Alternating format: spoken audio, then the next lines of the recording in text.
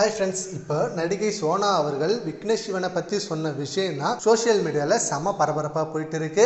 And அப்படி அவங்க என்ன சொன்னாங்கன்னா, இயக்குனர் விக்னேஷ் சிவன் என்னுடைய அலுவலகத்தில் தான் கிட்டத்தட்ட 3 வருஷம் ஒர்க் பண்ணாரு. இந்த காலகட்டத்தில் அவர் எனக்கு நிறைய வழிகளில் ரொம்ப உதவியாக இருந்தார். சில பழைய நினைவுகளை என்னால் ஈஸியாக மறந்துட முடியாது. இருப்பினும் எனக்கு நயன்தாரா மீது ரொம்ப மரியாதை இருக்கு. என்னை போலவே அவங்களும் வாழ்க்கையில் பல போராட்டங்களையும் கஷ்டங்களையும் கடந்து வந்து தான் இப்போ ஒரு அழகான குடும்பமாக வாழறாங்க. வாழ்க்கை மாறிடுச்சு, அவ்வளவுதான். விக்னேஷ் சிவன் என்னை மறந்துட்டாரு அப்படின்ற வருத்தம் எனக்குள்ள இருக்கு.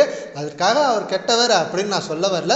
அவர் நல்லவர் தான். அவரோட சூழ்நிலையும் வாழ்க்கையும் அவரோட மாத்திடுச்சு, அவ்வளவுதான். ஆனா என்னை மறந்துருக்க மாட்டாரு சின்ன ஒரு நினைப்பு எனக்குள்ள இருக்கு. ஆனா இப்போ வரைக்கும் என்னை பத்தி அவர் எங்கேயும் பேசல.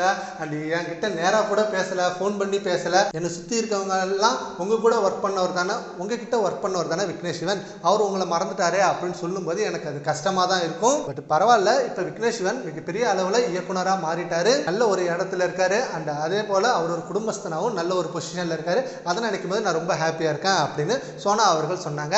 அண்ட் இதுக்கு இப்ப நிறைய நெட்டிசன்கள் அவங்க இப்ப நயன்தாராவோட ஹஸ்பண்ட் ஒரு பெரிய இயக்குனர், இந்த நேரத்துல அவங்க உங்ககிட்ட ஒர்க் பண்ணாங்க அப்படின்னு ஏன் நீங்க மென்ஷன் பண்றீங்க, அப்போ அவங்க இமேஜை ஸ்பாயில் பண்ற மாதிரி இருக்கு, இதுக்கு நயன்தாரா கண்டிப்பா ரிப்ளை கொடுப்பாங்க அப்படின்ற மாதிரி ஏகப்பட்ட மீம்ஸ் போட்டுட்டு இருக்காங்க.